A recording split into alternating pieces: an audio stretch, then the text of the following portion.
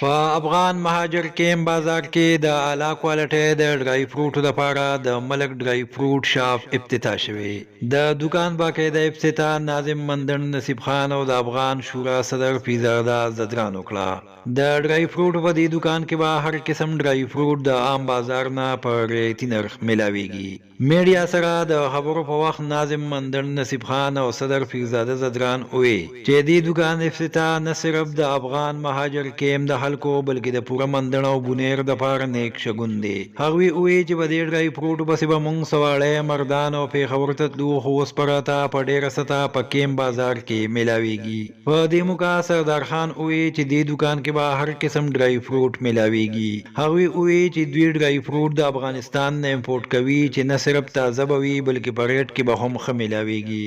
د دکان مالکانو ملک فرید خان او کیسر ولی خان وی چې مونږ پلار پنیکو په افغان مهاجر کیم بازار کې د ملک خنی ټریډرز په نوم د ګبین چای کاوي کشتي او سوچو غړو کاروبار کوو، خو د کسټمرو په بې حد اصرار مونږ د اعلی کوالټي ډرای فروټ دکان هم سٹارټ کو. هغوی وی چې مونږ د افغانستان او نورو ملکونو ډرای فروټ امپورټ کوو او مونږ سره به هر قسم ډرای فروټ په پرچون او خول سیل کې دستیاب وي. هغوی وایي چې چاته څه قسم ګبین کاوا چای کشتا سوچو غړي او ډرای فروټ پکار وي په افغان مهاجر کیم بازار کوګه کې دی د ملک خنی ټریډرز دکان ته تشریف راوړي. ملک فرید خان وی چې موږ د 13 کالو نه د پوره اعتماد سره د ګبین کار کوو او ان شاء الله په ډرای فروټ کې به هم د کسټمرو اعتماد ته ټیس نه رسو.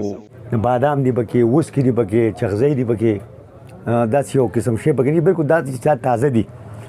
دې پسې به چې مخکې موږ تلو پیښور ته بتلو.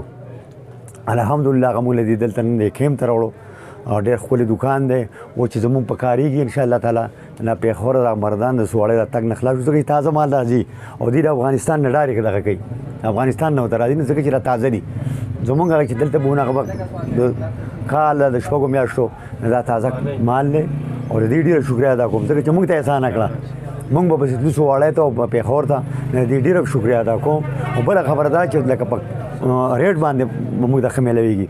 د دې کو په پیښور کې تاسو کې زما خلک چلته په 1200 کیلو دلته موږ ته بازار په 900 میلاویږي. دا زموږ د لپاره خیر دی او نن سبا خو دې رواج د کوم مېلمه راځي نه خامخا دا به وتک دی.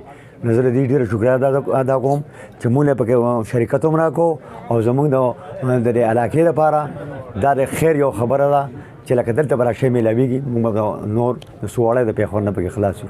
اوکې دا خو زموږ په دې کیم کې د فروټو یو دکان کې ښودو او ان شاء الله تعالی یو خو په مناسب ریټ باندې ملاویږي. او بل لکه د خلکو ته یو سہولت شو، هر څه د کابل نه تازه راغوړي کنه نو دلته لکه په مناسب ریټ باندې به ورکوي.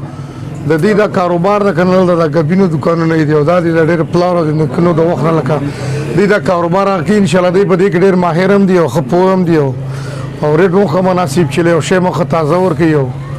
هر څه هغې که نه لکه دلته بادام شولو مطلب دا ده که نه اوس کې شولې او داسې چغزی مغزی هر څه به دلته میلاویږي. په دې کیم کې پریدي نوم دی لکه دغه د ښکلی دکان یې وایستو مندل خلکو ته زموږ چې دا اپیل ده چې راشي که نه د کیم کې ښه ښکلي چکر هم ولګي او ښه ښکلی تازه میوه هم ورته میلاو شي او ښه په مناسب ریټ باندې میلاو شي. نو دوی ته موږ دغه پیغام ورکوو چې راشي د کیم کې لکه هر څه یو شی میلاویږي انشاءالله. عمران بونیري صاحب دا د ضلع بونیر بر دپاره یو د خوشخبرۍ مقام دی ځکه چې زموږ دپاره دلته هر یو څیز اویلیبل دی. مخکې به د تلو نه مونږ خلاص شو او بله خبر پکې دا ده چې مونږ دلته وینو هر یو شی پکې پرشته دی. ټوټل سامان د افغانستان نه راوړی دی او دلته یې خیر دا زموږ دپاره ډېر د خوشخبرۍ او د خوشحالۍ خبر ده. ورسره دی دلته د شاتو کاروبار چې کوم نظام دی دلته بالکل ایون شات هم میلاویږي.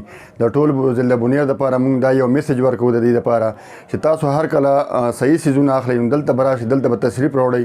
د دې سره هر قسم شات هم میلاویږي. هغه شات چې دی بار ملکونو ته وباسي سعودیه ته لیږي، لوکل په پاکستان کې هم چلیږي. انشاءالله تاسو ته 100% ګرنټیز څیزونه دې دکانونو نه میلاویږي. ملک ډرای فروټ نه او د شاتو دکان ورسره دی بالکل د ملک شاید هني سټور چې کوم دی دې نه تاسو ته به مکمل ایون څیزونه میلاویږي.